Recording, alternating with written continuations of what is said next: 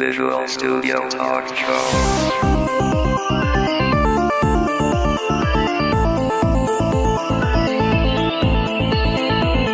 Visual Studio Talk Show est une présentation de la communauté .NET Montréal et de .NET Expertise. Visual Studio Talk Show. Bienvenue à une nouvelle émission du Visual Studio Talk Show. Le podcast, on discute d'architecture logicielle avec la plateforme Microsoft.net. Je m'appelle Mario Cardinal et je suis accompagné ce soir de deux gentilles personnes. Une que je connais très bien depuis longtemps, Monsieur Guy Barrette. Bonjour Guy. Gentille personne. T'es à court d'inspiration ou t'es fatigué, là, Mario? Pour dire je suis fatigué. Écoutez, juste pour donner le contexte, on est avec Mathieu Mézil. Et on est à Seattle. Donc, on est à 3 km ou 4 km à vol d'oiseau du campus de Microsoft. C'est le vendredi soir. C'est plutôt anormal qu'un vendredi soir, on soit à Seattle. C'est que cette semaine, c'était le MVP Summit. Et on profite du fait qu'il y avait le MVP Summit pour enregistrer un podcast. Et comme on fait souvent quand on veut enregistrer un podcast, on a choisi une chambre d'hôtel. On s'est dit, on va enregistrer une chambre d'hôtel parce qu'on est sûr de ne pas se faire déranger. Et c'est ma chambre d'hôtel qui a été sélectionnée. Et je suis fatigué. C'était une longue semaine, on a eu du plaisir et tout, mais on va faire une bonne émission, c'est sûr. Alors, ton gentil animateur aussi est aussi fatigué parce qu'on a passé la semaine justement en train d'apprendre de plein de nouvelles choses. Puis, on s'est couché tard quelques soirs aussi. Quelques activités nocturnes dans les bars. Écoute, il met une gang de gars. Écoute, il y a quoi, 1000 personnes, 2000 personnes ici à peu près pour le MVP Summit. Donc, veut pas. Puis c'est presque juste des hommes. Il n'y a pas beaucoup de femmes dans le domaine de l'informatique. Donc, à part et prendre une bonne bière, puis jaser de techno, pas grand-chose d'autre que tu peux faire. Donc, mais on se couche quand même tard. On a du plaisir. Écoute, Guy. Moi, je voudrais juste rappeler, je vais en profiter, je vais faire une petite publicité gratuite. Pour nos auditeurs qui sont dans la région montréalaise, c'est officiel, mon Team Foundation Tour, donc la formation que je donne sur l'agilité avec Team Foundation Server, va se donner 13-14 mars, donc il reste encore de disponibilité s'il y a des gens qui s'intéressent. Je vous invite à venir vous inscrire. Et on s'inscrit où? Vous allez sur... il va y avoir un lien sur l'émission, mais c'est facile, c'est teamfoundation-tour.com. Ça fait partie du portail des formations Tour. Et puis, à partir de là, c'est assez simple. On a tout le détail. Oui, puis via ton site mariocardinal.com, il y a sûrement moyen de s'y rendre. Tout à fait. C'est une autre façon d'y aller. Donc, il n'y a pas trop de raisons qu'on ne puisse pas trouver où est-ce que ça se donne. Puis, en plus, pour ceux qui ne sont pas de Montréal, le cours se donne aussi à Québec. Donc, ça va bien. Il y a des inscriptions. Je suis pas mal content. Guy, ce soir, moi, je suis heureux de recevoir Mathieu Mézil. Puis, on va parler d'une techno qui est inconnue, en tout cas peu connue, mais qui est très puissante, qui est T4. Donc, un engin, comme le mot le dit, T4, c'est pas le formulaire là, pour les impôts là, ou là, pour qu'on doit remplir au Québec ou au Canada? Tout à fait. Donc, surtout, on est dans la période. Moi, je sais que j'ai une compagnie, donc j'ai fait les T4 pour tous mes employés et tout dernièrement. Pas moi qui les ai fait, là, mais mon comptable. Mais on parle pas de ça, là. C'est un autre acronyme. On sait que nous, dans l'informatique, un acronyme ne suit pas l'autre. Donc, T4. En tout cas, le mot T veut dire... Peut-être que Mathieu pourrait nous expliquer un petit peu qu'est-ce que c'est. Qu'est-ce que ça veut dire, T4, Mathieu? Alors déjà, bonjour à vous deux. Donc, en fait, T4, alors je dois dire, j'ai oublié exactement le truc exact. C'est Text, Template, Toolkit, il manque un T pour... Ouais, puis en fait, c'est surtout connu en anglais. On dit T4, là. C'est 4T. Oui, exactement. Même si souvent les extensions dans Visual Studio sont .tt, mais je pense que TTTT, c'était un peu long. L'idée du T4, donc, c'est en fait de la métaprogrammation. C'est-à-dire qu'on va écrire du code pour générer des fichiers. Et notamment, potentiellement, pour générer du code. Avant tout, avant de tomber dans le vif, on va parler un petit peu de ta bio. Donc, tu es un MVP français, tu es basé à Paris. Oui, ma société est basée à Paris.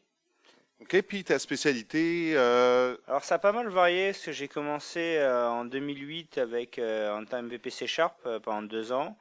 Puis ensuite, ça a surtout été Entity Framework, ce qui m'a d'ailleurs donné lieu à 2 enregistrements, déjà pour Visual Studio Talk Show. Puis même une visite à Montréal. Exactement. Où j'ai pas mal parlé Entity Framework. Mais bon, il y a aussi beaucoup de choses qui m'intéressent. Et je me suis pas mal intéressé à T4, notamment, autour d'Entity Framework, mais pas uniquement. En fait, il y a beaucoup de scénarios dans lesquels ça peut être très intéressant. Et ben, je pense qu'on va pouvoir en discuter. La dernière fois qu'on a enregistré l'émission avec toi, Mathieu, tu étais MVP C#. Et là, si je me trompe, tu es maintenant dans un nouveau domaine au niveau du MVP. Ouais, effectivement, je suis MVP Data Platform Development. Ça va faire bientôt, ça va être probablement ma 3e année, puisque enfin j'imagine que je vais être renouvelé en avril. Data Platform Development, en fait, ça englobe Entity Framework et OData, WCF Data Services essentiellement. Puis ça fait quoi, plus qu'une dizaine d'années que tu es en informatique? Ouais, tout dépend ce que tu comptes, mais effectivement, je suis rentré donc vraiment dans la vie active en 2004, mais j'ai commencé à m'intéresser à C# avec la première version en 2002. Donc c'était la version 1.0 à l'époque. Ça, t'as beaucoup moins, t'as pas de cheveux blancs. Moi, j'ai beaucoup de cheveux blancs. Donc t'es encore un jeune, là, plein d'énergie et tout, là. Donc nous, on est fatigués, c'est le vendredi, on vient de se taper 5 jours intensifs. Lui, il est tout encore tout à fait dynamique. Ouais, une petite anecdote. Je voyais sur ton statut Facebook quand tu es arrivé, quand tu as fait finalement ton vol de Paris à Seattle, tu parlais du nombre de batteries que tu avais pas assez utilisées durant ton vol. En fait, tu as bossé durant ton vol, tu avais des idées puis tu les as mis à exécution.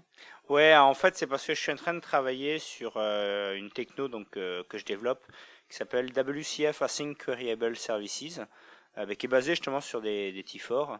Et c'est quelque chose que j'ai présenté à plusieurs personnes de Microsoft, en parler. Et notamment, j'ai fait une session MVP to MVP le lundi. Et le problème, c'est qu'en fait, quand je suis parti de Paris, j'avais pas fait de slide, j'avais pas fait de démo. Et donc, je voulais préparer ma démo, entre autres, et puis je voulais également faire quelques améliorations au niveau de mon dev. Et donc, j'ai toujours 2 batteries. J'ai une grosse batterie 9 cellules et une batterie 6 cellules. Mais c'est pas suffisant pour faire tout le vol. Donc, après, je suis allé taxer des batteries à droite, à gauche. Le problème, c'est que c'était... Pas aux autres passagers, quand même. Si, mais à d'autres MVP que je connais, quoi. Je les ai pas non plus. Mais donc c'était des batteries 6 cellules et qui étaient pas neuves, donc ça tient pas très très longtemps. Donc au final, même avec 4 batteries, j'ai pas pu tenir tout le vol, mais bon, quasiment. Donc j'ai pu faire ce que je voulais. J'étais prêt lundi pour ma session, donc c'était suffisant. Le framework sur lequel tu travailles, est-ce qu'il y a un site web? Est-ce que c'est open source ou c'est quelque chose qui... En d'autres mots, est-ce que c'est quelque chose que nos auditeurs pourraient avoir accès? Alors, pour l'instant, il n'y a rien. À terme, j'ai pas encore totalement défini ce que ça allait devenir, mais il y a de très fortes chances que ça soit effectivement open source. Il y a beaucoup de personnes avec qui j'en ai discuté qui sont très intéressées pour justement l'utiliser. Donc, je pense que de toute façon, ça sera à suivre sur mon blog. Alors, je précise au passage, d'ailleurs, pour ceux qui me suivent sur mon blog, j'ai un blog français, un blog anglais. En fait, le blog français, ça fait un petit moment que je l'ai pas mis à jour. Donc le blog anglais est beaucoup plus à jour. Donc suivez-moi plutôt sur le blog anglais. Puis sinon, j'ai un compte Twitter. Donc on peut aussi me suivre sur Twitter. On mettra les hyperliens là, sur la page. Donc on veut parler de T4. Donc on le disait, T4, c'est l'acronyme de 4T. Puis moi, dans ma tête à moi, puis probablement que ma vision est un peu trop simpliste, mais c'est comme, voici un engin de génération de code. Alors tout à fait, c'est la génération de code. Génération de code ou d'autres choses, parce que tu peux générer n'importe quel type de fichier. Ce qui est assez intéressant, c'est qu'il est à la fois très mal intégré dans Visual Studio et à la fois pas mal intégré dans Visual Studio. C'est-à-dire, ce qui est très intéressant dans Visual Studio, c'est que quand j'ai un T4, je peux faire clic droit, Run Custom Tool, il va régénérer du coup le code qui est associé. Mais quand j'ai beaucoup de T4, il y a un petit bouton depuis Visual Studio 2010 qui se trouve dans le Solution Explorer, qui permet de régénérer tous les T4 de la solution en un seul clic. Donc ça, c'est vraiment bien. Après, le défaut, c'est qu'aujourd'hui, il n'y a aucun éditeur de T4. Donc après, il y en a des éditeurs tiers qu'on peut télécharger. Personnellement, j'en ai essayé plusieurs. Je trouve qu'ils sont quand même encore un peu buggés. Et quand c'est buggé, ça fait crasher le Visual Studio. Qui plus est, on perd l'expérience utilisateur. C'est-à-dire qu'on a des fois l'intelligence et la coloration syntaxique, mais du coup on perd les bookmarks, ce genre de choses qui sont intégrées en Visual Studio. Donc du coup en fait moi je les édite en mode source code, ce qui fait que je suis en noir et blanc, j'ai pas d'IntelliSense, mais en même temps bon, c'est peut-être dans le style de Dev11, hein, des écrans qu'on a pu voir, mais mais plus sérieusement ça me permet effectivement d'être enfin de garder effectivement une notion de bookmark, ce genre de choses. Après bon du coup ça devient un petit peu pénible on va dire de l'écrire en noir et blanc sans IntelliSense, sans rien à ce niveau-là, mais ce que tu peux aussi faire souvent c'est commencer à écrire ton fichier enfin le code que tu veux réellement avoir, et après tu copies, et en fait tu vas le coller par exemple dans ton petit fort. Mais là, il y a très peu d'auditeurs qui doivent savoir qu'il y a un générateur de code directement dans Visual Studio. C'est quoi l'idée de Microsoft d'avoir inclus un générateur de code directement dans l'outil de développement? En fait, ce qui est assez étonnant, c'est que T4 ça existe depuis 2005, mais en fait personne ne le savait. Et alors là, ils ont commencé un petit peu à l'intégrer. En fait, le premier outil qui a réellement positionné T4, c'est Entity Framework. C'est aussi pour ça justement que je me suis intéressé. Et donc l'idée, c'est surtout quand on est en mode avec un EDMX, donc quand t'es pas en code first, où là on va pouvoir exploiter en fait le modèle de DMX pour générer du code, donc générer des entités, générer ton contexte. Ça c'est ce que propose Microsoft. Mais en fait, on peut aller beaucoup plus loin que ça.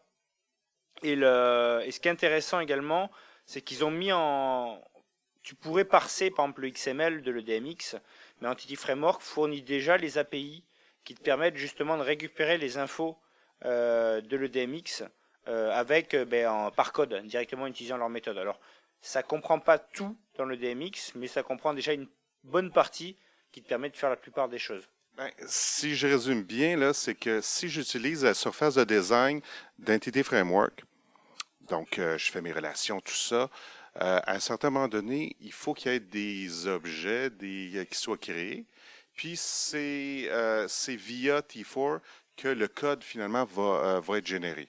Alors, tu n'as pas d'obligation d'utiliser T4 pour pouvoir le faire, mais effectivement, ce qui est intéressant, c'est que tu vas pouvoir comme ça générer le code avec donc les T4, ce qui fait que si jamais plus tard tu mets à jour ton modèle, tu n'as pas besoin de modifier ton code. En fait, tu dis juste régénère-moi le code à partir de mon T4 et c'est bon. Ce qu'il faut voir aussi, c'est que T4, pour moi, de façon générale, la métaprogrammation a pris beaucoup d'intérêt depuis C# 3. Avec l'introduction des partial méthodes. Alors, on a déjà les partial classes, mais les partial méthodes, c'est quelque chose qui est vraiment extraordinaire parce que ça permet d'intégrer justement de la customisation sans le mettre dans le code qui est généré. Parce que comme ça, bien entendu, si tu veux régénérer ton code, sinon tu vas perdre tes modifications. À moins de les avoir mis dans ton T4, mais quand c'est vraiment quelque chose de custom, justement, tu vas pas le mettre dans ton métacode, tu vas le mettre à part. Et donc du coup, là, pour ça, les partial méthodes sont vraiment quelque chose qui est qui donne aujourd'hui, je pense à T4, une vraie maturité. Et je pense que c'est vraiment quelque chose qui est utilisable aujourd'hui et qui permet de répondre à beaucoup de scénarios. Donc là, juste pour nos auditeurs qui sont peut-être pas familiers avec la métaprogrammation, comment ça marche? Là, si je comprends bien, tu me corrigeras, à quelque part, ça prend un gabarit, qui est le fameux fichier T4, et ça va prendre des métadonnées, donc une série de paramètres qui vont venir se plugger dans ton gabarit, et au final, on va avoir par exemple un fichier .cs qui serait un fichier C#, et ce fichier C#-là, les classes, on va les créer de type partiel pour qu'après ça, on puisse facilement toujours venir réécrire par-dessus à toutes les fois qu'on régénère. Est-ce que j'explique ça de la bonne façon ou c'est un peu plus complexe que ça? Non, c'est à peu près ça. En fait, ce qui se passe, c'est que donc, le T4, alors ce qui est intéressant, c'est que le code de ton T4, en fait, tu l'écris en C# ou en VB. Donc ça évite d'avoir un nouveau langage à apprendre. Et après, tu as un système de balises, un peu à la mode ASP, qui te permet en fait de savoir si tu es en train d'écrire du métacode ou si finalement c'est ce que tu veux générer, que tu es en train d'écrire. Mais après, ce qu'il faut voir, c'est que tu peux partir effectivement d'un modèle.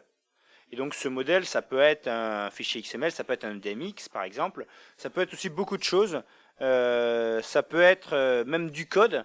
Par exemple, si tu utilises Roslyn pour justement analyser ton code, on pourra en parler par la suite, mais j'ai des vrais scénarios métiers pour faire cela. Alors là, c'est un peu particulier, parce que si du coup tu utilises Roslyn en fait pour partir de ton code, ça devient du coup de la métaprogrammation. puisque justement dans ton T4, tu fais de la métaprogrammation puisque tu utilises Roslyn pour te baser sur du code. Rapidement, Roslyn étant? Alors Roslyn, en fait, c'est l'ouverture d'API qu'on retrouve d'habitude dans le compilateur, et donc qui est fait pour C# et VB, et ce qui te permet alors d'analyser de façon syntaxique et ton code, mais tu vas beaucoup plus loin qu'un simple parseur de code, parce que par exemple, ça va me permettre également de voir que imagine, je sais pas, il va voir à un moment donné qu'il y a un type personne au niveau du code, mais lui il sait dans quelle assembly provient ce type, quel est son namespace, etc. Donc on peut récupérer toutes ces infos là. Donc c'est quelque chose d'assez puissant. Et puis après tu peux du coup faire du scripting. Tu peux faire, tu peux vraiment faire beaucoup de choses avec Roslyn. Tu peux également compiler. Donc après tu vas récupérer ton arbre syntaxique. Tu as la possibilité de le modifier. Donc soit pour éventuellement avoir créé des add-ins un peu à la mode ReSharper dans Visual Studio. Mais potentiellement, ça peut être juste un projet, par exemple, dont je te parlais tout à l'heure juste avant l'émission, sur lequel je m'amuse un peu en ce moment, c'est d'étendre le compilateur C#. Et donc du coup, j'améliore le compilateur C# en rajoutant plein de nouveaux mots-clés, en rajoutant des trucs qui n'existent pas. Et ce que je fais, c'est que j'analyse ce code avec Roslyn. Ensuite, derrière, je le transforme en C# compréhensible par le compilateur C#, et je le compile avec le compilateur C#. Et ça pourrait être l'objet d'une autre émission complètement. Oui, parce que là, juste pour aider là, les gens qui sont un peu familiers. Donc, à quelque part, quand je fais mon fameux gabarit, si je veux générer une classe C#, grosso modo, je vais écrire du code C# dedans. Puis ça, c'est le code qui va générer tel quel. Et à certains endroits, je vais mettre des balises. Et donc, il va y avoir une convention pour que les balises soient connues. Et ça va être remplacé par un ensemble de paramètres que je vais donner en entrée lorsque je vais exécuter la génération de code. Et là, ce que toi, tu nous dis, c'est que dans cet ensemble de paramètres-là, ça peut être un fichier XML, mais ça peut être un peu n'importe quoi. Et tu pourrais même utiliser, comme toi tu fais avec Roslyn, un outil d'extraction ou de parsing de ton fichier C# pour faire un nouveau jeu de paramètres qui va être utilisé pour régénérer d'autres fichiers C#. Donc, on peut aller très loin avec ça. Mais mettons que si mon but, là, ça serait juste de créer une classe C# simple. Je pourrais avoir, par exemple, le mot-clé classe, cette classe-là, je veux l'appeler. Puis là, au lieu de dire, je vais lui donner le nom, je pourrais mettre un tag, une balise, pour dire ici, remplace par le nom de la classe. Et quand je vais générer, à quelque part, moi, je vais avoir à lui fournir, voici cette balise-là, qu'est-ce que c'est? Donc, le vrai bon mot que je veux qu'il soit mis. Donc, pratico-pratique, c'est comme ça que ça marcherait? C'est exactement ça. Alors après, le point également qui est intéressant, que tu peux aussi faire avec T4, c'est que finalement, tu n'as pas forcément besoin d'avoir quelque chose en entrée. Moi, je prends un exemple avec Entity Framework, donc que je connais bien. Si tu veux, imaginons inclure un where dans les updates, pour dire, par exemple, je veux également m'assurer que la personne qui fait l'update a bien le droit de faire l'update sur telle entité. Mais en fait, tu peux pas, avec la façon dont c'est fait avec Entity Framework. Et quelle est ma possibilité aujourd'hui? C'est éventuellement, je peux envoyer un mail à Microsoft. Comme je suis relativement influent, on va dire, au niveau Entity Framework, peut-être qu'ils vont le faire un jour. J'ai aucune certitude que ce soit la prochaine version, peut-être dans une version future, voire ils vont jamais le faire. D'accord? Et donc ça, du coup, pour moi, c'est un peu une problématique qu'on a. Et c'est pour ça que moi, typiquement, dans ma techno, donc WCF Async Queryable Services, ce que je fais, c'est que je donne pas un framework. En fait, je vais avoir que des T4 partout, y compris pour ce qui aurait dû être un framework, c'est-à-dire ce qui n'a pas de données en entrée. Et en fait, ce que je vais faire, comme ça, le gros avantage de ça, c'est que je te fournis du coup des templates T4 et que je vais centraliser à un seul endroit au niveau du disque, hein, donc ça permet comme ça d'avoir le truc qui est factorisé. Et ce qui est relativement intéressant, c'est que ça veut dire que je dis à la personne à qui je donne mes T4, si demain tu as besoin de modifier en fait le code de mon framework, tu n'as aucune difficulté, tu vas simplement modifier ton T4. Ce qui fait que tu risques d'avoir un souci lorsque tu as passé sa prochaine version, mais au moins tu peux le faire. C'est déjà un premier point. Et puis le deuxième point, c'est que parfois, tu voudrais avoir une customisation qui est vraiment spécifique à ton projet. Et donc là, c'est un non-sens en fait de le mettre dans le framework, quoi, puisque si c'est spécifique à ton projet. Et là, comment est-ce que tu veux le faire? Si tu as accès au code source du framework, une des façons de le faire, c'est de passer par des délégués, passer par ce genre de choses. Mais en fait, au final, c'est pas souvent, parfois c'est pas l'idéal. Et du coup, là, dans ce cas-là, ce qui peut être très intéressant, c'est de dire, plutôt que de passer par un délégué que je vais mettre ailleurs, etc., ce que je vais faire, c'est que je vais tout simplement utiliser une partial méthode dans mon T4, donc qui me sert de framework, et ce qui fait que le jour où j'ai envie d'avoir une customisation, il suffit simplement que j'implémente la partial méthode. Et donc là, du coup, on est sur un mode qui, de mon point de vue, dans beaucoup de scénarios, est beaucoup plus intéressant qu'en fait un framework. Parce que ça te donne complètement l'ouverture du framework et ça te permet de rajouter de la customisation comme tu veux à volonté. D'ailleurs, toi, quand tu as commencé à te familiariser avec les fameux T4 et T4, c'est que tu t'intéressais à Entity Framework et à un moment donné, tu as probablement découvert qu'il utilisait la technologie T4 en dessous et tu voulais changer ce qui était généré par Entity Framework. Donc, tu t'es dit, si je vais modifier les fameux gabarits, je vais avoir au final autre chose que ce qui vient par défaut. Puis c'était une façon beaucoup plus simple que de demander à Microsoft de modifier. Est-ce que je me trompe? C'est de cette façon-là que tu as commencé à mettre le petit doigt et ensuite la main et là, maintenant, c'est le bras qui est dans l'engrenage de la génération de code? Non, alors effectivement, ça permet effectivement c'est une des choses que j'ai faites, donc modifier en fait le code qui était généré. Après, ce que j'ai aussi fait, c'est que je me rappelle le premier projet où j'ai vraiment fait des trucs intéressants, c'était de dire, j'avais un service WCF à écrire. Et en fait, au niveau de mon service WCF, j'avais pas mal de méthodes. C'est un service WCF qui était très data-centric. Et donc j'avais une méthode getCustomer, une méthode getOrder, une méthode etc. Et en fait, c'est compliqué des fois de le factoriser parce que soit tu fais un point central et après tu es obligé d'utiliser la réflexion, ce genre de choses. C'est pas forcément l'idéal. Soit sinon, tu es obligé de toute façon d'avoir toutes ces méthodes-là pour avoir ne serait-ce que les attributs Operation Contract au niveau de WCF. Et après, c'est pas forcément du code qui est facilement factorisable dans la mesure où il va taper sur des entités différentes, ce genre de choses. Mais par contre, c'est toujours le même code que tu écris. Et donc, du coup, ça, c'est un point en fait qui est clairement, si tu as du code redondant, mais qui est difficilement factorisable. Une des solutions, c'est effectivement de passer par des délégués, par 10 000 délégués au bout d'un moment. Et puis on s'aperçoit que le modèle a quand même des limites, quoi. Enfin, ça finit par être un peu absurde d'avoir une méthode avec 50 000 délégués pour pouvoir factoriser un tout petit bout et avoir la customisation partout. Et donc dans ce cas-là, si tu arrives vraiment dans ce cas-là, le bon réflexe doit être T4. T4 ou autre, hein, enfin, mais de façon générale, métaprogrammation. Et donc, en fait, moi, ce que j'ai fait, c'est que je générais mon service WCF à partir de T4. Et donc, ça, c'était donc du coup le premier truc que j'ai fait. Et puis, ensuite, effectivement, je suis allé encore plus loin avec d'autres choses. Parce que là, tu avais un patron, un pattern qui était clair, là, qui était reproduisible. Chaque entité avait ses méthodes, je sais pas, là, create, update, delete, là, si on peut simplifier le tout. Donc, c'est un pattern qui est clairement reproduisible, puis on peut le scripter, là. Mais c'est pas tous les cas. Tout à fait, c'est pas tous les cas. D'ailleurs, après, je dis pas qu'il faut utiliser T4 partout, hein, loin de là.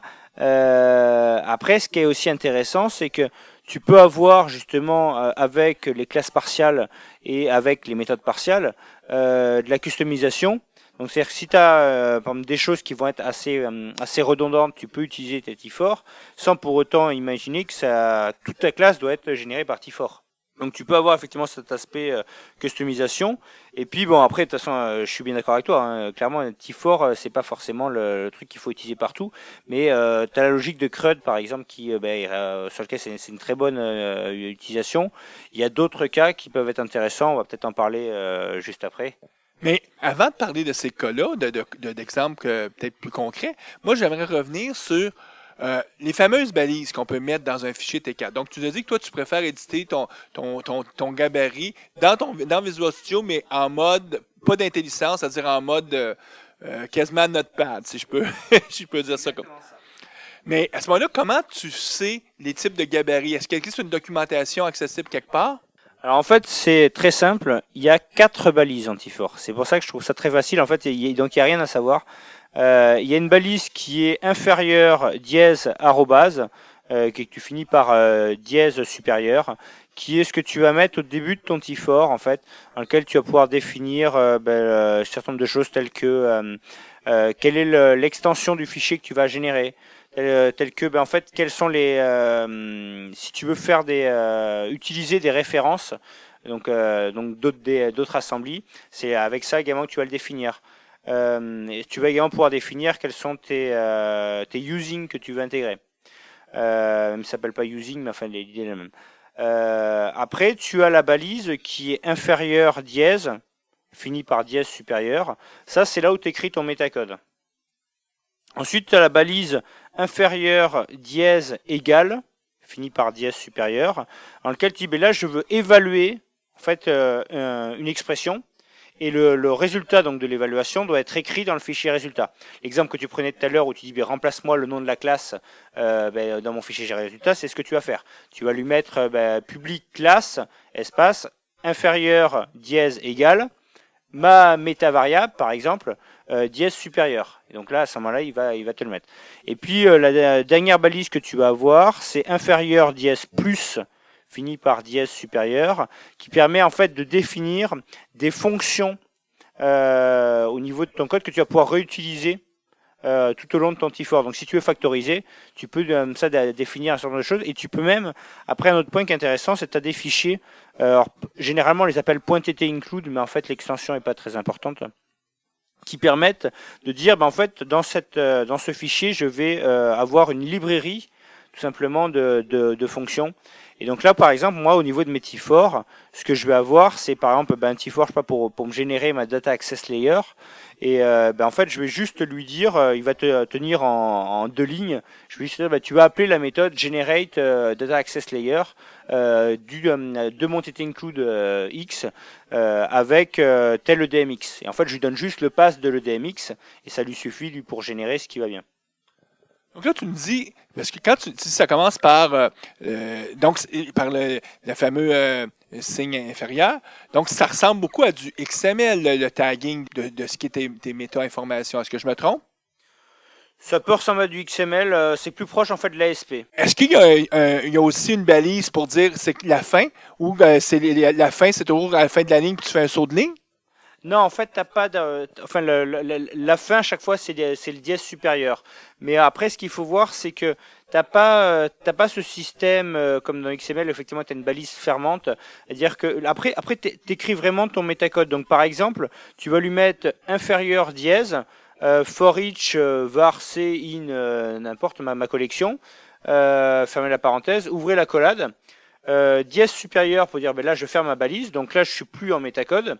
Tu vas écrire du coup des éléments dans le fichier résultat, et puis à la fin, tu te remets en inférieur dièse, donc là tu repasses en métacode, tu fermes la collade, dièse supérieur pour fermer donc le métacode. Et donc là, toi, ça te suffit. Donc t'as pas du tout la notion effectivement de dire j'ai une balise ouvrante, une balise fermante.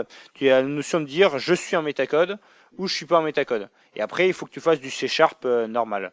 OK, donc la balise, c'est vraiment ce que tu mets dedans, c'est un peu comme quand on met un attribut dans une balise XML. Donc, il n'y a pas de balise fermante. OK, je comprends. Donc, par contre, mettons, j'ouvre si on revient sur mon cas public classe, puis là, moi, le nom de ma classe, je veux que ça soit des métadonnées, donc une métavariable. Tu as dit ce que tu vas faire, c'est que tu vas faire justement signe plus petit, dièse, égal, puis là, je vais dire ma métavariable. Mais ma métavariable, comment je vais la donner en entrée tout à l'heure quand je vais faire la génération de code? Ça va être dans un fichier XML? Alors, en fait, ta métavariable, ça peut être n'importe quoi. Puisque en fait derrière c'est vraiment comme si tu avais manipulé une variable en C# ou en VB n'importe. Donc soit c'est quelque chose que tu as donné en entrée en fait tu as extrait par exemple d'un fichier XML ou de n'importe où, mais ça peut être aussi tout simplement un calcul que tu as fait ou alors on peut même imaginer je veux dire un truc absurde, mais pourquoi pas lui dire je vais accéder à un web service pour récupérer des données, ou je vais aller lire dans une base de données pour récupérer des données, n'importe. Ta variable elle peut avoir vraiment n'importe quelle donnée. Tu exécutes du C#. OK, mais là, juste pour m'aider à comprendre, tu as dit, on est dans Visual Studio et je vais dans ma solution, Visual Studio, je vais ajouter mon fameux fichier T4, T4, et pour faire la génération de code, je vais cliquer avec le bouton droit, puis je vais dire... tu vas générer, je vais avoir un menu qui va être généré à ce moment-là.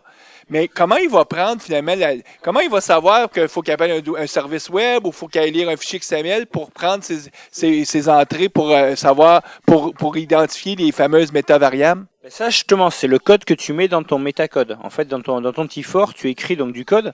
Donc, quand tu es entre balises, tu écris du métacode. Quand tu n'es pas entre balises, c'est ce qui va être généré.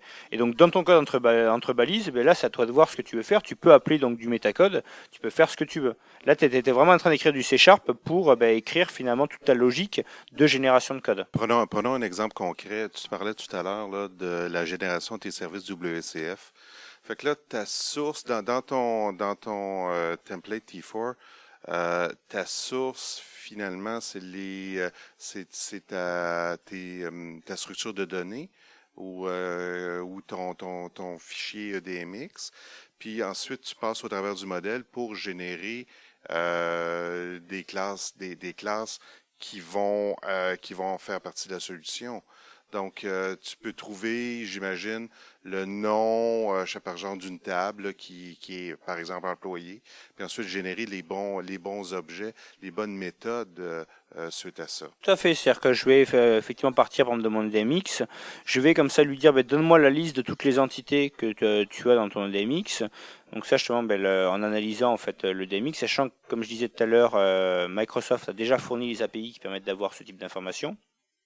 Et puis ensuite, je vais pouvoir à partir de là générer, lui dire, par exemple, dans mon métacode, je vais mettre for each var entity in ma collection d'entités. Et puis derrière, ce que je vais faire, c'est que je vais générer en fait à l'intérieur de mon for each, je vais revenir je vais fermer ma balise de métacode pour dire, tu vas générer une méthode, par exemple get. Et puis je vais lui dire, par exemple, je sais pas si tu vas prendre le get inférieur égal entity.name. Pourquoi pas appeler une méthode à moi qui serait get plurial par exemple si je veux le mettre au pluriel. Et là donc je suis effectivement dans la partie d'évaluation d'une expression. Donc du coup là dans le cas par exemple si j'ai une entité customer et une entité order, il va me générer une méthode get customers, une méthode get orders, etc. Et donc là du coup comme ça je vais pouvoir générer un peu ce que je veux et après je peux avoir des trucs un peu plus fins par exemple pour lui dire s'il y a de l'héritage, je vais avoir un scénario un petit peu différent. Si en fait la propriété par exemple, qui est l'ID, elle est mappée sur une colonne qui est de type identity au niveau de la base, je vais avoir du code différent par exemple, pour le save changes pour lui dire à ce moment-là tu n'as pas encore l'ID mais tu vas l'avoir à la fin. Enfin on peut imaginer pas mal de choses comme ça que tu vas pouvoir justement inclure, toute la logique que tu vas inclure en ton T4 pour l'avoir. Après tu as un autre point qui est également intéressant, c'est que c'est parfois, pour avoir un peu du code un petit peu dynamique, tu vas utiliser par exemple de la réflexion, ce genre de choses. Et le problème de la réflexion, c'est que c'est pas performant. Et là, justement, l'idée, c'est de dire, en fait, non, je vais pas faire ça. Ce que je vais faire, c'est que je vais utiliser mon T4. Et de cette façon-là, en fait, il va générer pour moi le code que j'aurais fait sinon par réflexion. Et donc comme ça, le code en fait est performant. Et ça, c'est un point qui est aussi important, c'est qu'en fait, tu t'aperçois que tu as des outils, par exemple, comme StyleCop ou autres, qui des fois, moi, me disent à la fin de mon T4, attention, ton code, il est pourri parce qu'il est redondant. Et il y a des blocs de code qui sont identiques, en fait. Et en fait, c'est parce que tout simplement, le StyleCop, il comprend pas que c'est du métacode. Et enfin, je peux mettre moi-même un attribut, en fait, pour dire que c'est un truc à ignorer pour StyleCop. Parce que mon code, je l'écris qu'à un seul endroit. Je l'écris dans mon métacode. Et donc, du coup, il est bien factorisé. Et par contre, le code qui est généré, lui, il y a une partie qui est dupliquée. C'est ça, finalement, parce que le code généré, tu t'en fous, c'est généré. Il y a quand même qu'on dirait que c'est du code qui est pas lisible. À quelque part, c'est jamais ça que le programmeur va lire. Lui, ce qu'il va aller lire, c'est toujours le fameux fichier le gabarit qui a servi à générer, le fameux T4. Et toi, tu nous disais, moi, j'utilise Notepad parce que les éditeurs qui sont des plugins qui viennent se greffer dans Visual Studio, la majorité sont peut-être pas de niveau de qualité le plus élevé, mais moi, je voulais revenir sur un parce que j'aime bien Scott Hanselman, qui est un blogueur et quelqu'un qui fait des podcasts en anglais et tout. Et lui, il a une fameuse liste de les outils que tout le monde devrait avoir et il en suggère un éditeur pour faire des T4, parce que c'est quand même, la majorité des programmeurs qui sont assez aguerris utilisent T4 depuis plusieurs années. Souvent, en tout cas, la majorité des MVP, tu leur parles de T4, ils savent tout c'est quoi, parce que c'est une technologie qui est quand même qui est mature, qui existe depuis 2005. Donc, lui, je me souviens pas exactement c'est lequel qui suggérait, mais ça peut être quand même une bonne façon pour débuter si on n'est pas si familier, puis on veut quand même, au début, réussir à générer à faire nos T4 sans trop souffrir. Est-ce que je me trompe, Mathieu? Non, effectivement, sauf erreur de ma part, d'ailleurs, celui qui conseille, c'est Tangible T4. Moi, typiquement, je l'ai installé, ne serait-ce pour que quand je fais des démos. En session, c'est toujours effectivement, ça fait moins peur, on va dire, que du code noir et blanc. En petite précision, ça, j'utilise pas Notepad, hein, j'utilise, c'est l'équivalent, mais je suis quand même dans Visual Studio. Mais après, oui, clairement, ça peut être un bon point pour commencer, notamment parce que tu vas avoir l'IntelliSense, tu vas avoir la coloration syntaxique. Alors Tangible, ils ont deux versions, ils ont une version gratuite et une version payante, mais il y en a quand même une qui est gratuite, c'est déjà pas mal, et que tu peux installer avec les extensions dans l'extension manager de Visual Studio. Mais une fois de plus, moi, je suis la seule personne que je connaisse qui préfère effectivement le faire en source code. Mais bon, après, souvent en fait t'as pas tellement il y a beaucoup de personnes qui utilisent T4 aujourd'hui. En fait, il y en a très peu qui écrivent réellement du T4. La plupart des gens qui disent qu'ils utilisent T4, en fait, c'est parce qu'ils reprennent par exemple les T4 qui sont fournis par Microsoft au niveau d'Entity Framework typiquement. Je sais qu'il y a maintenant également des T4 au niveau de ASP.NET MVC, où il y a d'autres technos où on peut avoir des T4. Et donc, en fait, tu peux imaginer des customisations finalement assez basiques pour lesquelles, on va dire, l'éditeur, ça ira très bien. En fait, c'est quand tu vas vraiment te mettre à écrire tes T4 avec que tu peux avoir, je trouve qu'ils sont pas tellement bien intégrés en fait au niveau de Visual Studio, ces différents éditeurs. Mais toi, par exemple, un exemple assez basique, c'est au niveau de la génération entité avec Entity Framework. Il va te proposer des partial méthodes pour le on-changing et on-change. Et donc du coup le on-changing et le on-change, en fait tu vas avoir en paramètre la valeur qu'il doit prendre. Mais moi dans le on-changing, ce qui m'embête, c'est que j'ai la valeur, mais après qu'est-ce que j'en fais? J'en fais rien. Enfin, soit je lève une exception, soit sinon je peux rien faire d'autre. Et donc du coup moi l'approche que j'ai, c'est de dire je vais modifier pour lui dire qu'en fait la valeur je vais la passer avec un ref, ce qui va me permettre moi dans ma partial méthode éventuellement de lui dire effectivement on t'a seté une valeur, mais au final suivant certaines conditions je vais la changer cette valeur. Et donc du coup tu vois, ça c'est une petite customisation que tu peux faire très très facilement sur ton T4. Tu rajoutes juste le ref au niveau de la partial méthode et au niveau de l'appel à la partial méthode, et ça y est, t'as terminé. Et donc tu le rajoutes à un seul endroit et puis tu régénères partout dans ton code, et comme ça te permet de le réappliquer, quoi. C'est l'intérêt effectivement du truc. Donc, si je comprends bien, ce que tu as trouvé, c'est un comportement qui était pas exactement ce que tu désirais dans les templates d'Entity Framework, donc dans les templates T4. Puis, comme ce sont des templates, donc des fichiers texte qu'on peut éditer, tu as fait une petite modification, puis ça t'a permis justement d'adapter le code puis de le transformer pour tes besoins. Alors c'est exactement ça, et c'est ce que je disais tout à l'heure, c'est-à-dire que si je veux avoir des modifications, j'ai pas besoin d'attendre après Microsoft, qui plus est au niveau des cycles de développement, l'attente est vraiment importante, s'il faut attendre la version suivante. Là, moi dans mon cas, c'est très bien, mais je veux faire une modif, j'ai pas de souci, je fais ma modif, et je sais que potentiellement je vais avoir peut-être un souci quand on va changer de version.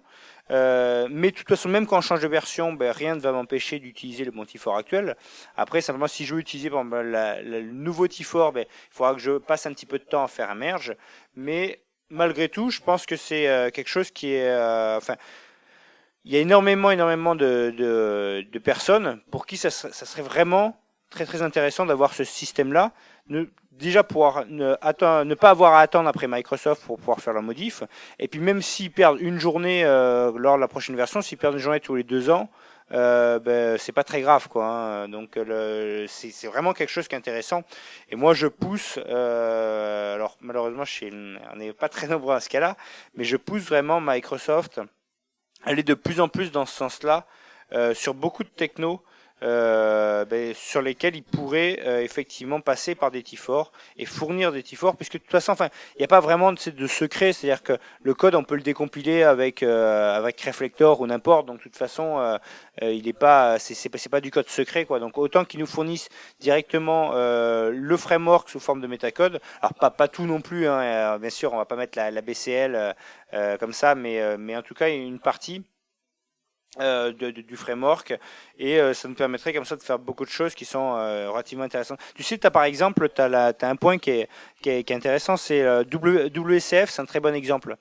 WCF, quand tu regardes, finalement, pour ajouter la customisation, tu vas avoir un web.config qui va devenir une horreur, où tu vas rajouter des milliards de trucs, et en fait, on aurait une approche T4, cette stratégie de mettre dans le web.config, elle est absurde.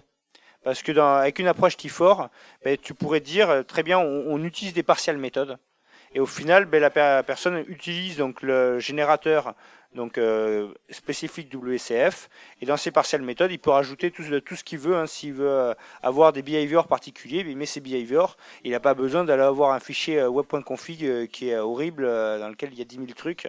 Et qui est maintenable au final. Mais parlons justement de scénarios concrets où on peut utiliser des gabarits T4 pour faire la génération de code.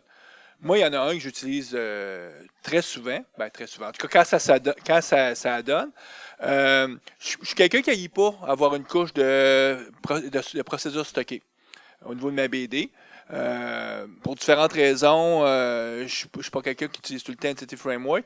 Donc, grosso modo, je vais souvent, moi, générer ma fameuse couche CRUD, là, Create, Read, Update, Delete, à partir d'un engin de génération de code. Donc, ça, c'est un scénario très classique. Puis, si vous faites un peu, vous utilisez votre engin de recherche préféré, que ce soit Google ou Bing, vous pouvez aisément trouver des exemples de code où est-ce qu'on va vous montrer comment faire ça. Puis ça, c'est un scénario assez classique, si je me trompe. C'est effectivement un scénario classique, c'est pas celui que j'utilise. Parce que moi, effectivement, je suis pas un grand fan des processeurs stockés. Enfin, je suis pas opposé aux processeurs stockés. Il y a des scénarios où c'est très intéressant, mais j'ai plutôt tendance, on va dire, à utiliser Entity Framework. Mais effectivement, c'est un scénario classique. Un autre scénario classique qui existe aussi, c'est pour les personnes qui n'ont pas de techno comme Entity Framework ou ce genre de choses. En fait, ils vont se baser sur des T4 qui va analyser leur table pour générer justement des entités qui vont correspondre à la base de données, donc du coup qui te permettent toi d'utiliser ce code-là. Ça fait partie effectivement des trucs qu'on retrouve assez facilement sur le web. C'est ça, dans ce cas-là, tes métadonnées, c'est ton modèle de BD que tu as fait, par exemple, que tu as modélisé directement dans ton SQL Server. Puis à partir parce que T4 te permet de faire ça aisément, tu vas aller lire le contenu qui est dans ton SQL, puis tu vas te servir de ça pour être capable de générer la fameuse couche d'accès aux données que tu aurais besoin. Et comme tu disais, même les entités, je ne sais pas si on peut dire entités métiers, mais en tout cas les entités qui représentent ton domaine de persistance. Est-ce qu'on pourrait dire aussi qu'on pourrait se servir de T4, on parle de plus en plus de OData, de faire des interfaces REST. Donc, grosso modo, on peut soit le faire avec les WCF REST Services ou maintenant le nouveau Web API qui est annoncé dans le framework 4.5 de MVC. Là. Donc, on pourrait aussi se servir, parce qu'à un moment donné, dès qu'on définit nos méta-informations, ce qu'on veut aller lire, par exemple, ou ce qu'on veut rendre accessible dans notre couche REST, et on pourrait tout générer le code pour être capable de faire ça sans avoir à réécrire. C'est du code répétitif à quelque part. Est-ce que je me trompe aussi? Non, tout à fait. C'est effectivement les scénarios où T4 est très intéressant. C'est vraiment les bons scénarios. Toi, typiquement, je prenais juste avant l'exemple, donc du coup de dire, par exemple, tu peux partir de ta base pour éventuellement générer tes entités sans passer par Entity Framework. Tu peux aussi, dans la même idée, lui dire, par exemple, je vais moi, par exemple, j'aimerais bien que Microsoft fournisse un template T4 qui me permette de remplacer le SBC utile. et qui va analyser en fait le WSDL pour générer ton code. Moi aujourd'hui, je trouve que quand tu fais le add service référence dans Visual Studio, autant il y a beaucoup de choses que j'aime dans Visual Studio, autant le add service référence, je l'aime pas du tout. Déjà, il va me générer 1 milliard de fichiers dont je me fous complètement. Hein, les points data source ou ce genre de conneries, c'est pas ça qui m'intéresse. Après, il va me générer en fait un seul fichier finalement de code qui est donc le référence.cs. Qui plus est, alors on peut lui dire d'intégrer d'autres assemblies. Du coup, ça permet de pas régénérer en fait les classes qu'on a. Alors déjà, premier point, il faut que ce soit dans des assemblées externes. Tu peux pas l'avoir dans le même projet. D'autre part, bien souvent, ce truc-là, en fait, il échoue. Et c'est vraiment le générateur qui échoue, parce que ce que je fais, c'est dans ce cas, c'est que je lui dis, tu n'utilises plus les assemblées externes. Donc, il va régénérer le code que j'avais dans mes autres assemblées. Je supprime ce code-là, je réutilise l'autre, et ça fonctionne. Donc, c'est vraiment le générateur qui a pas mal d'issues. Et donc là, moi, typiquement, ce que j'ai un T4 qui va, alors, je suis pas allé à tout réécrire par la partie de WSDL. En fait, mon T4 va utiliser SBC utile sans utiliser les autres assemblées pour générer en fait du code. Et après, ce que je vais faire, c'est que je vais utiliser Roslyn dans mon T4 pour lui dire deux choses. D'une part, en entrée de mon T4, je vais lui donner une liste de namespace que je connais. Et donc pour l'association WCF namespace et namespace de code. Et donc là, du coup, ça va me permettre comme ça de lui dire, ceux-là, le code que tu vas générer pour ça, tu l'exclus tout simplement. Et d'autre part, pour lui dire, tu vas générer un fichier par classe. Microsoft nous dit, c'est bien de générer un fichier par classe, et avec le add service référence, il génère 10 000 classes dans le même fichier. Enfin, à un moment donné, c'est pas forcément très cohérent. Faites ce que je fais, faites ce que je dis, pas ce que je fais.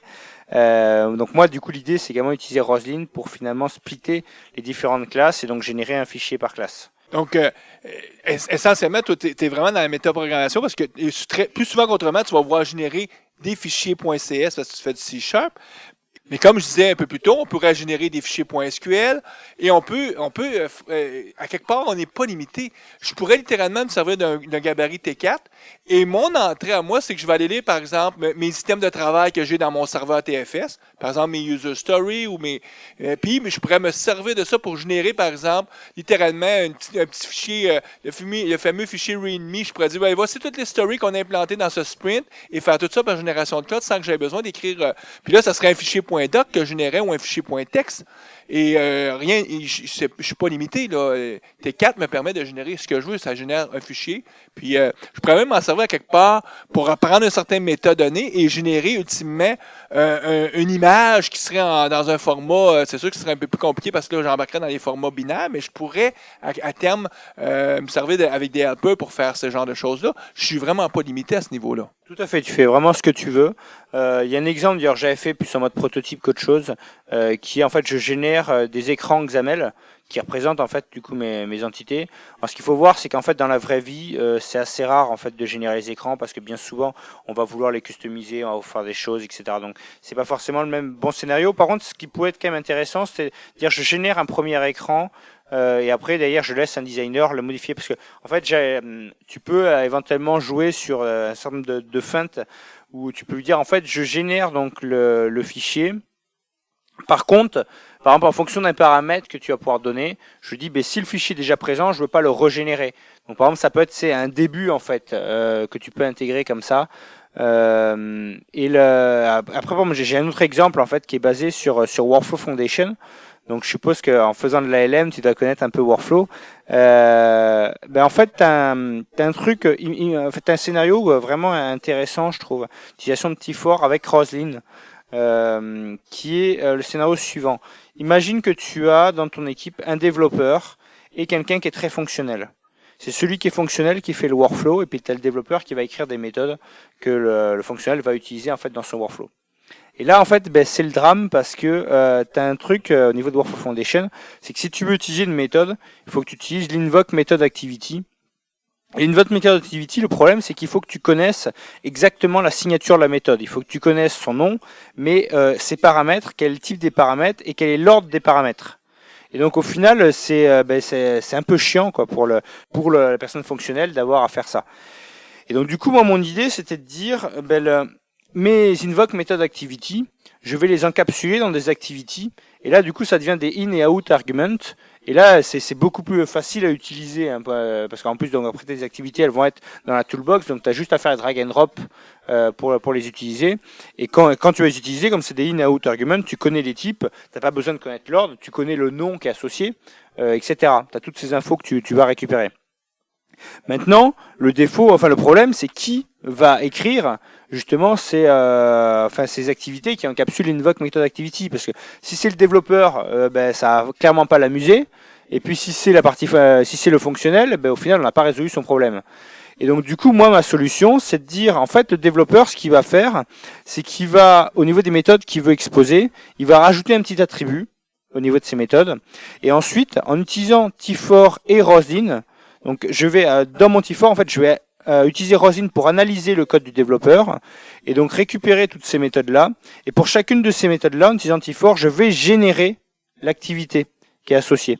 Et donc comme ça, après, le développeur, il a rien à faire, il a juste à mettre son attribut. Et après, on dit, génère-moi le T4. Et le fonctionnel, il fait ses drag and drop. Et ça, c'est un vrai scénario métier. Et ce que je trouve un peu dommage d'ailleurs au niveau de Rosin, c'est qu'en fait, dans la présentation qui en est faite par Microsoft, en tout cas jusqu'au jour d'aujourd'hui, il te présente le seul scénario vraiment qu'il te présente, c'est le cas donc si tu veux refaire ReSharper ou éventuellement si tu veux faire du scripting, mais ça parle pas tellement aux gens. Enfin, j'ai discuté avec beaucoup d'MVP qui m'ont dit en fait avec ta session que tu as fait au MVP to MVP, finalement était plus intéressante que les sessions qu'on a vues de Microsoft, parce que avec les sessions de Microsoft, on voit pas dans quel cas on va l'utiliser et qu'est-ce qu'on va pouvoir en faire. Alors que justement, il y a des vrais cas concrets comme celui-là où ça peut vraiment être intéressant pour les clients d'avoir ce genre d'approche. J'espère que nos auditeurs voient la puissance derrière ça.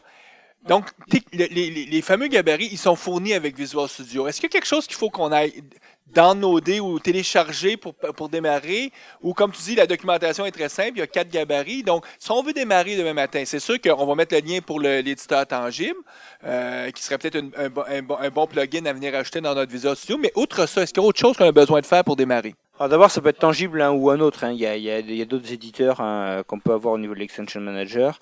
En fait, pour démarrer, non, t'as vraiment pas grand-chose. Après, tu peux regarder sur un certain nombre de blogs. Moi-même, j'ai effectivement fourni pas mal de T4 sur mon blog, mais sinon, tu parlais tout à l'heure de Scott Hanselman ou d'autres qui ont également fourni les T4. Disons que après, ce que tu peux aussi faire, c'est commencer en fait en partant, par exemple, des T4 que tu as au niveau d'Entity Framework aujourd'hui. Donc, je pense comme ça, tu as accès au métacode, ça te permet de te familiariser un peu. Et puis, tu peux commencer par des trucs simples, ce que j'évoquais tout à l'heure, quand tu veux rajouter le ref, par exemple, ce genre de choses. Et puis, en fait, assez rapidement, tu vas te rendre compte justement de la puissance de ce truc-là, parce que derrière, tu peux modifier ton modèle et t'as plus qu'à régénérer ton code. Ce qui est vraiment intéressant, c'est quelque chose qui est aussi très important dont je voulais parler, c'est au niveau des T4, il faut faire, enfin en tout cas dans ma vision, il faut vraiment l'intégrer comme si c'était il faut que ça soit indépendant en fait de ton modèle. Et ça c'est des choses que j'ai déjà vu chez certains clients qui disaient si mon entité s'appelle Toto, alors j'ai un truc particulier ou autre. Non, ça c'est quelque chose d'absurde. Ce qu'il faut faire, c'est dans ce cas-là, tu vas rajouter en fait une méta-information au niveau de ton modèle pour lui dire, par exemple, cette entité-là, elle a un comportement particulier. Mais il faut pas le faire il faut qu'il soit indépendant de ton modèle. Et du coup, ça a une grosse force, c'est que, du coup, imagine aujourd'hui, si tu n'utilises pas T4, par exemple, et que tu veux écrire le code des entités ou n'importe, enfin, je parle par d'entités, mais ça peut être plein d'autres choses, ça veut dire que, en fait, le temps d'écriture, il va être dépendant du nombre d'entités que tu vas avoir. Et donc, du coup, si tu te retrouves avec 2000 entités, potentiellement, tu vas mettre beaucoup de temps à le faire. Et qui plus est, dans chaque projet, si tu utilises la même architecture, tu vas devoir refaire en fait le même code. D'accord ? Quand c'est du code qui est dépendant justement de ton métier. Et là, où tu vas avoir une grosse force, c'est que si tu utilises justement T4, ça va te permettre de dire, je définis en fait une architecture cible. Et à partir de là, je définis les différents T4. Et je vais les réappliquer systématiquement. Alors, tu as un coût de développement de ton T4 qui va être un peu plus important que le coût de développement d'une entité. Par contre, ce coût de développement est totalement indépendant du nombre d'entités. Donc, très vite, tu vas être gagnant. Et surtout, ça va être complètement indépendant également de ton projet. donc tu peux le réutiliser à l'infini dans différents projets. Et je pense typiquement à ma solution WSF Async Variable Services. C'est quelque chose que je peux appliquer dès demain si je le veux pour au moins une bonne dizaine de clients que je connais, qui ont en fait une application 3 tiers et qui seraient très intéressés pour pouvoir requêter au niveau justement du tiers client. Et en fait, qui du coup n'ont rien à faire. Parce qu'aujourd'hui, alors je m'éloigne un tout petit peu du sujet, mais j'en profite de faire un peu ma promo. En fait, aujourd'hui, tu as deux technos qui sont WCF, WCF RIA Services et WCF Data Services que propose Microsoft, qui permettent justement, cette bonne idée, je trouve, de dire je vais autoriser le requêtage depuis le client. C'est le client qui va définir finalement de quoi il a besoin. Ce qui est plutôt bien en fait, c'est ce que tu veux finalement avoir dans ton UI. Mais la problématique avec ça, c'est que ce qui est fourni aujourd'hui par Microsoft, c'est que tu peux avoir qu'un where basique et un order by basique. Quand je dis basique, c'est parce que tu es déjà limité en fait sur ces technologies-là. Et ça s'arrête là. Mais pour moi, le requêtage, ça va beaucoup plus loin. Tu peux faire beaucoup plus de choses. Tu peux avoir des group by, tu peux avoir des joins. Tu peux lui dire en fait, je veux récupérer potentiellement un type anonyme qui correspond à plusieurs, qui provient de plusieurs entités ou n'importe. Et donc du coup, c'est là où je pense que ma techno est relativement intéressante. Et ce qui est intéressant également, c'est qu'elle est entièrement basée sur T4, ce qui est à chaque niveau. Et j'utilise également sur le serveur, c'est un autre point, c'est que avec les deux technos que je citais précédemment, en fait Microsoft te vend une productivité énorme, sauf qu'en fait cette productivité, tu ne l'as que si tu acceptes de ne pas avoir d'architecture. C'est-à-dire que tu as directement le DMX et puis qui est plugué dessus. Mais si tu veux avoir des repositories, si tu veux pouvoir moquer ta base de données, par exemple ce genre de choses, en fait à ce moment-là tu peux le faire, mais tu oublies complètement l'aspect productivité. C'est monstrueux tout ce qu'il faut faire. Et donc là, moi justement, j'ai une approche qui est différente, qui est de dire dès le début, je vais générer une architecture qui est propre, avec une couche de repository, avec une couche data access layer, avec de l'abstraction entre chacune de mes couches. Et donc comme ça me permet de pouvoir moquer un peu ce que je veux. Et ce qui est intéressant également, c'est que je garde mes T4. Et justement, j'en ai parlé avec plusieurs personnes donc lors de Summit, qui m'ont dit, mais en fait, il y a toute une bonne partie de ton architecture qu'on pourrait complètement réutiliser dans une approche ASP.NET MVC ou autre. Et donc c'est vrai que ça c'est voilà parce que mon repository finalement je peux le réutiliser dans n'importe quel type d'application. Le fait d'avoir de l'abstraction entre mon repo et ma data access layer, c'est pareil, tout ça je peux le réutiliser.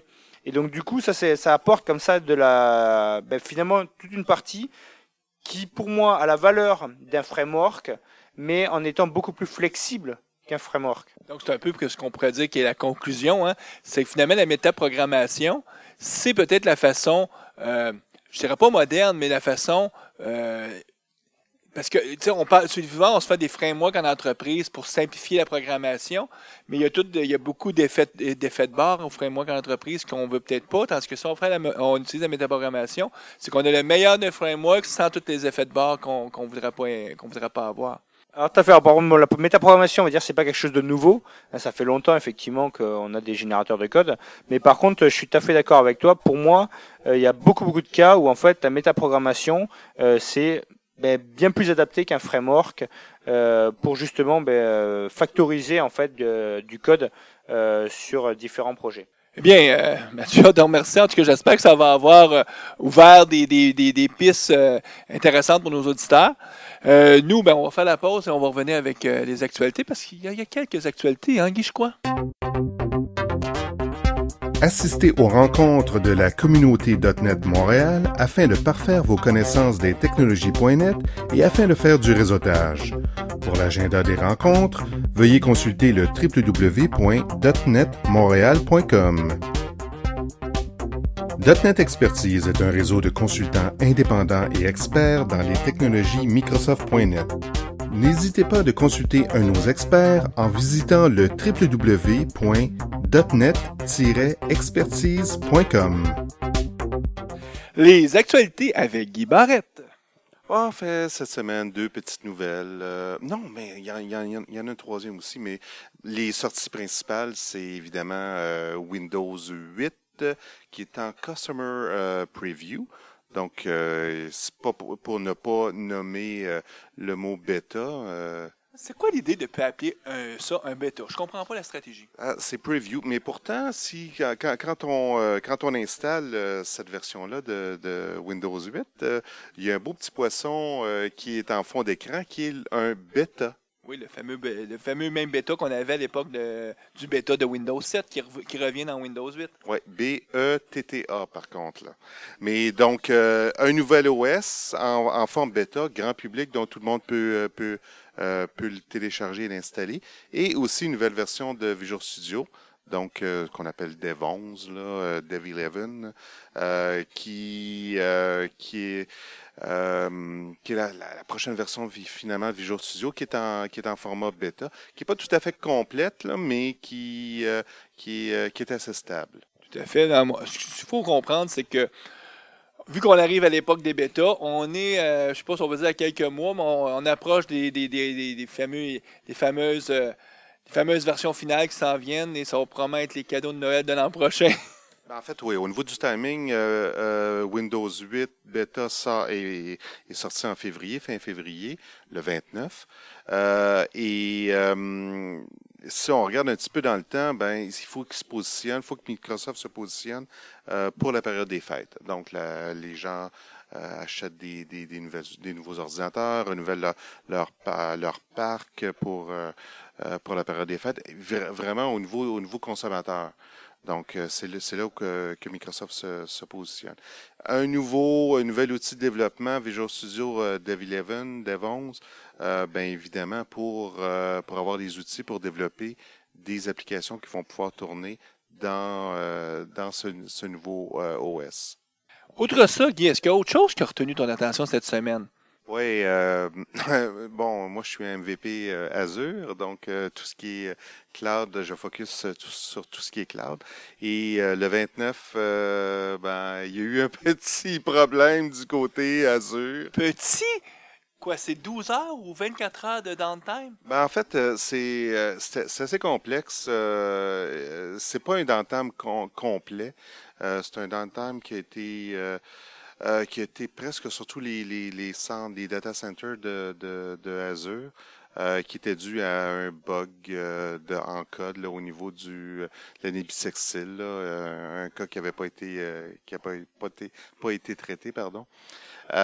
Mais qui a eu des répercussions là, c'est un peu comme un jeu de cartes là, un château de cartes là, où quand il y a une carte qui tombe en bas, c'est un petit peu le château là, qui s'est écroulé. Il y avait beaucoup on nous a expliqué en long et en large là, qu'est-ce qui s'était passé. Même là, on est quoi, à 2 jours après l'événement.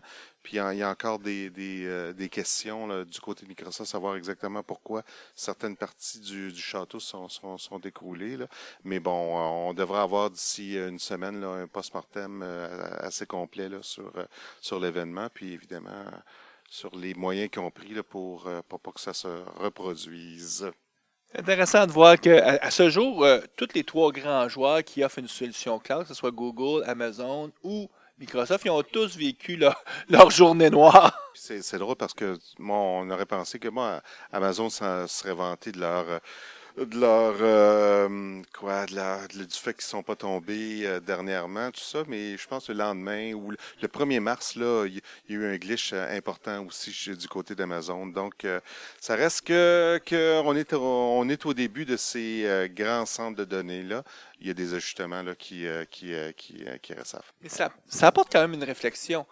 Est-ce que c'est envisageable dans le futur qu'à un moment donné, à cause que l'erreur est humaine, donc ça va se reproduire, puis on va venir à être tellement dépendant de cette architecture-là qui est cloud, que est-ce qu'on peut envisager un jour que pendant 12 heures, 24 heures, plus personne ne va avoir aucun accès à Internet finalement, la vie va être arrêtée, en tout cas la vie moderne? En fait, si tu avais eu, par exemple, une infrastructure dans ton entreprise et que tu aurais eu ce bout de code-là, toutes les entreprises qui auraient utilisé, par exemple, un service, que ce soit d'Oracle, de Microsoft ou de quelques compagnies, auraient tous eu ce problème-là. Donc là, ça paraît plus gros parce que tout est centralisé. C'est un peu comme un accident d'avion, hein, ça fait les informations, mais quand tu as 50 accidents de voiture, ça fait pas les nouvelles. Là. Donc, évidemment, c'est plus spectaculaire. Là.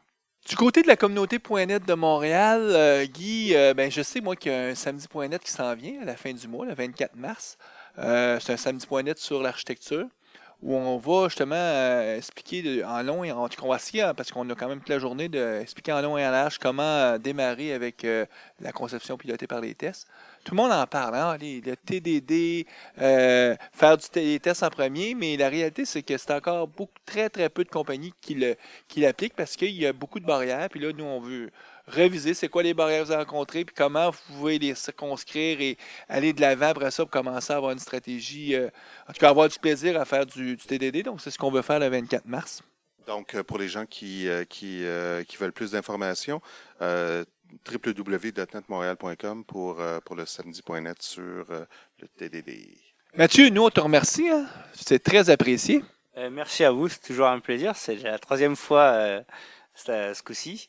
Pas pour parler d'Anti-Framework, mais justement, ça permet de changer. Puis pourquoi pas un autre sur Roslyn plus tard. Ben, je crois que tu vas être la bonne personne pour nous parler de Roslyn parce que à ce jour, il y a peut-être 10 personnes sur la planète qui font du Roslyn assez poussé. Tu es une de ces 10 personnes-là. Et donc j'ai eu beaucoup de chance effectivement de pouvoir travailler avec l'équipe de Roslyn cet été ici, donc à Redmond. Donc ça aide un petit peu, on va dire, pour effectivement connaître le sujet. Donc, c'est un rendez-vous pour le futur. Donc, sur ce, on va souhaiter à nos auditeurs bonne programmation. Bonne méta-programmation. Tout à fait. On peut pas mieux dire. Pour nos auditeurs québécois, l'hiver est presque terminé. On arrive au mois de mars, le printemps bientôt. Et même nos auditeurs européens, ils ont eu une vague de froid, eux autres aussi, il y a quelques semaines. Donc, assez parlé. Bonne programmation. Au revoir.